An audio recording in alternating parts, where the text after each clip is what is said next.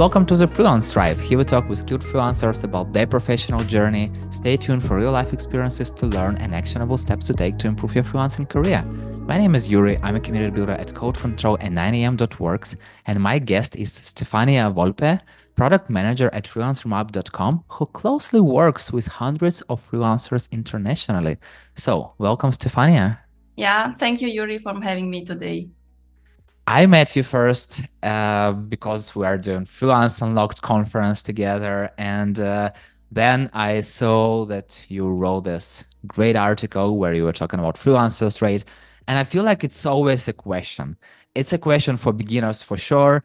And it's a question for some experienced freelancers. They're still, asking like, how should I take my rates? Like, what should I choose? How to do that? So let's start with the beginning. What are the pluses and minuses of using an hourly rate for a freelancer?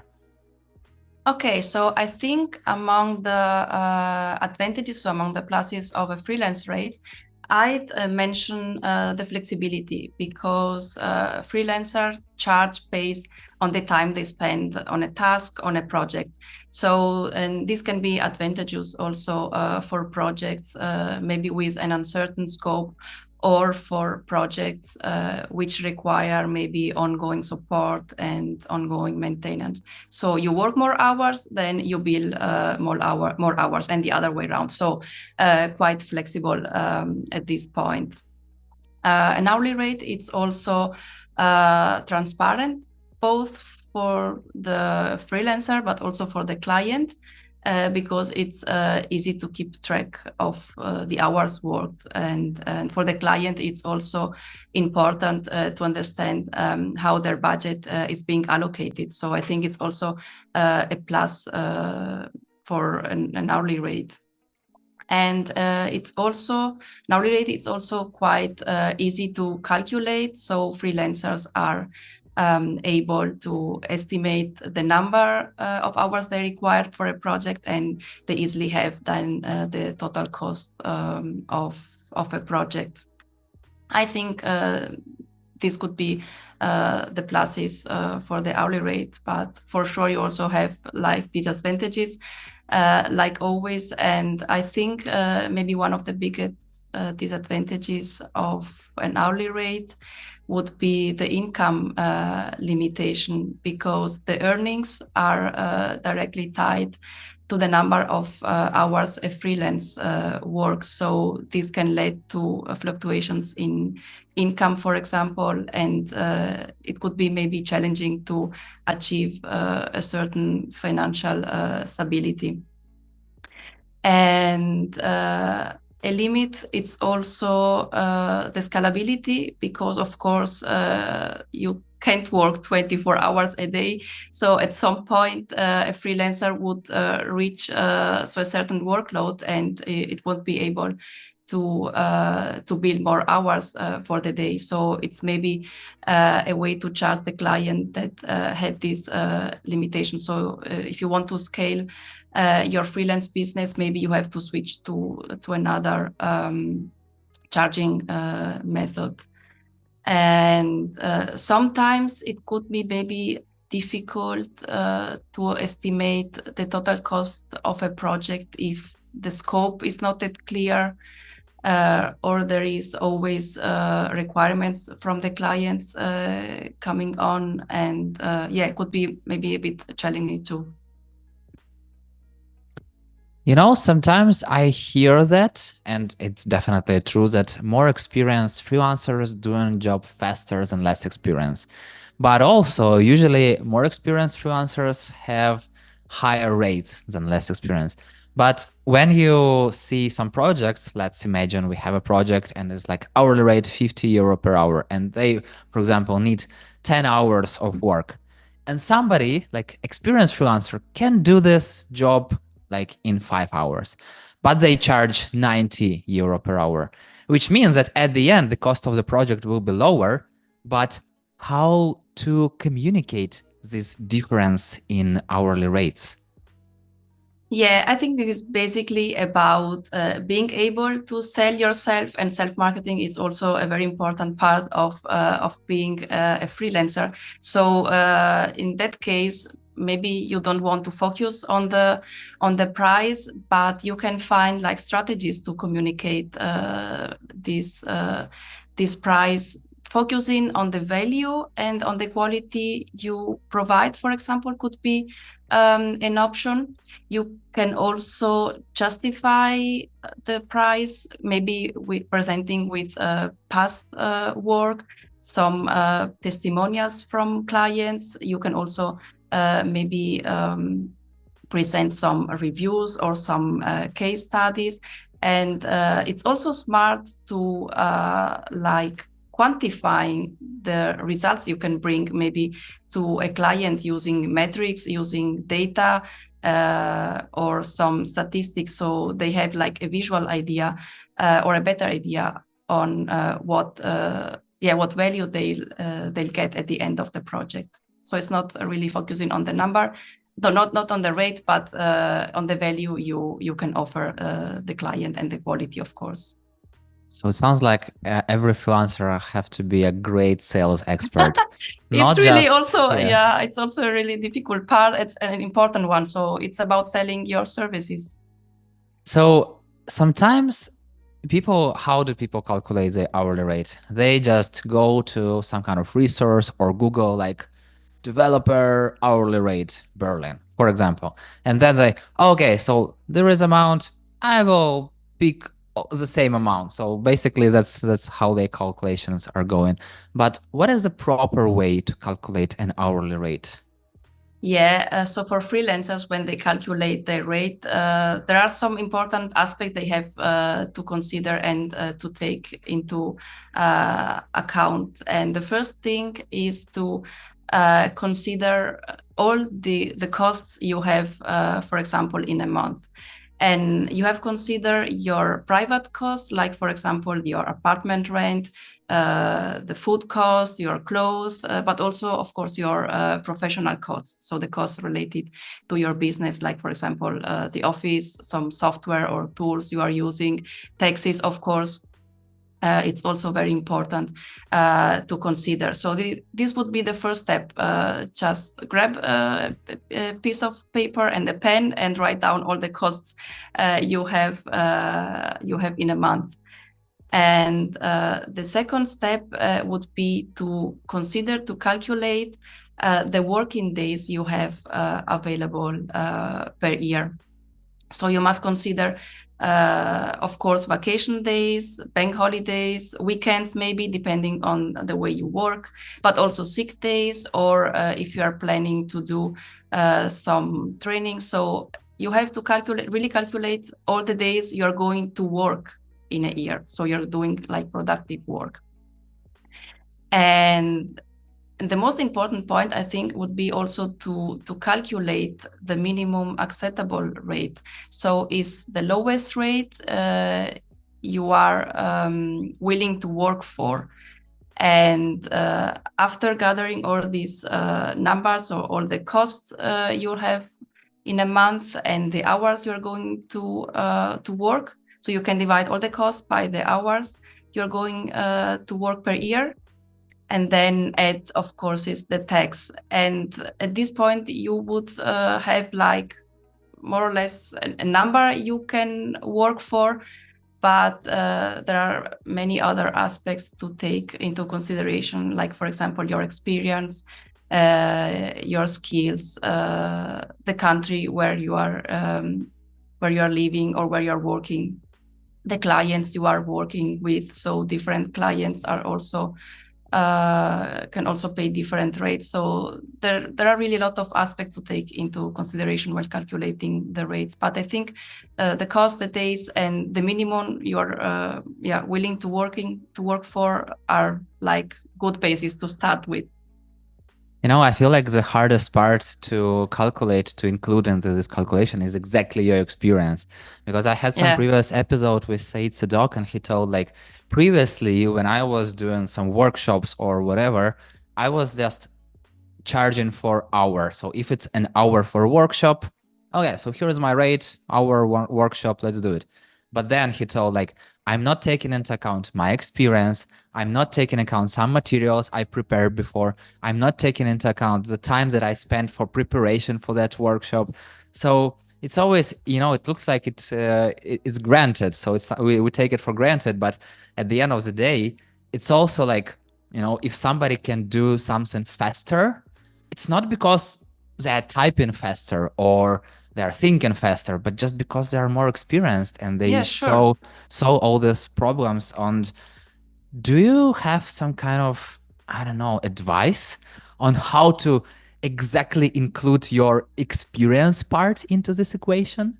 Wow, it's really difficult, really difficult to know, and it depends also on the field you are working for, and yeah. But I think so.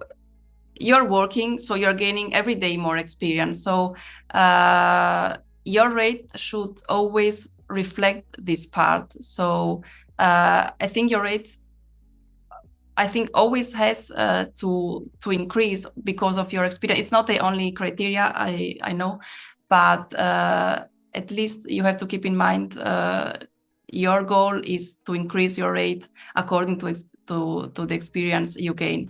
I think a good way, maybe you can compare your rate to other freelancers, maybe in your network or doing similar work, and just chat with them and check what rates are they charging. And there are also a lot of reports out there you can look at, but it's really difficult. At the end, I think you have to give a price to your experience and to your time, and try to convert it into a number. But at the end of the day, it has to be a price, a rate you are comfortable with, and also thinking about your lifestyle and all things you want to achieve. And yeah, you should be able to reach this goal. I can also hear a little bit that if you're a good salesperson, you can do that. So- Yeah, I think it's probably an advantage. If you're good at selling, then maybe it's easier than for other people. So, what are common mistakes that freelancers making when calculating their hourly rates? Oh, I think the list could be quite long, but I mean, we learn from mistakes, so it's totally fine to make them. I think the most common one is not including all the costs we have talking about a couple of minutes ago. So you really have to take all your expenses into consideration, and use it for the calculation. Also taxes. There are a lot of freelancers that are missing to calculate or to take into consideration taxes, but you also have to add them to your hourly rate. Otherwise, you are missing like a part of money you'll have to pay to the state or whatever. So it's also really important not to forget taxes. And another one is underrating your services. And I think this is a mistake that maybe new freelancers or freelancers who have just started are making because they lack of experience, probably. So they set low hourly rates, and this is not sustainable at some time for your business. So it's also really important, like to maybe to invest some more time in calculating your rate at the beginning, but starting with a rate that can that can afford your living cost and all the stuff you have. And that's why it's really important also to look on the market demand, and other connect with other freelancers, and try to find as many information as possible when calculating the rate. Also, it's very important to include your profit margin in the rate, to ensure your business is going to grow. Exactly. And, currently Like let's face it, the world changed after COVID. There are so many remote works, Yeah. and people from different parts of the world applying to another parts of the world and working worldwide. And I bet before it was easier. So, for example, if it was a freelancer in Romania, they were just working with Romanian clients. Yeah. If it was a freelancer in Switzerland, they were working with Switzerland. But living and business costs are totally different in those countries. So now I hear a lot of people complaining like, "Hey, I am living in Germany. I'm paying a lot of taxes, and that is my minimum rate." And then somebody else going from totally another country and like with so much less expenses, like I have the same hourly rate, and it's not comparable. So some people cannot compete with those rates. So how can freelancers, for example, from Switzerland, compete with freelancers from Romania if we are talking about remote projects? Yeah, this is really a good questions, and in a world almost without work boundaries, then I think freelancers have to be creative and consider other strategies to be competitive, and not only relying on the hourly rate. I think one strategy should be like specializing and offering unique skills, or maybe become like a niche expert and offer niche expertise other freelancers maybe don't have. So you can also justify your rate with the quality you're offering and with your unique skills and expertise. But you can also maybe offer additional services. So something on top is not just the work, something on top like, I don't know, ongoing support, or some extra consultation, or like a customization of the product or of the service you are offering. You could also focus maybe on clients or industries which where budgets for higher budgets are allowed for Yeah. a certain project. It would also be a possibility. And I think you can also like maybe offering different pricing models. So not only hourly rate, there are also different pricing models freelancer can use, and this could also be like a strategy in order to be competitive. When you are competing with freelancers from other countries where maybe the rates are lower. You know, on a previous episode of Freelance Drive, I talked to Brooks Lockett, and he was the first person I've ever heard who had subscription model as a freelancer. So basically, he proposes his clients to subscribe for his services, and it was just amazing. So it was a great conversation. So, and you told about different rates models. So, what are other common ways to sell freelancer services except for hourly rates? Yeah, so except for the hourly rate, some freelancers also charge per day. So it's like the hourly rate, but multiplied with the hours you're working per day, more or less, or you have just a daily price. It's also quite common. Another way to charge clients is also the so-called project base.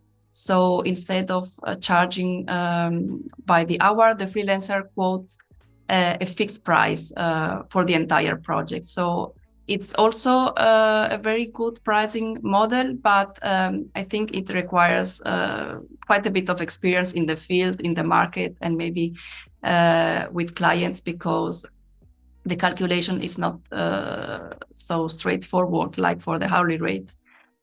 So it could maybe be tricky, but it's also a pricing model, well known among freelancers and also used. But I think maybe for more experienced freelancers.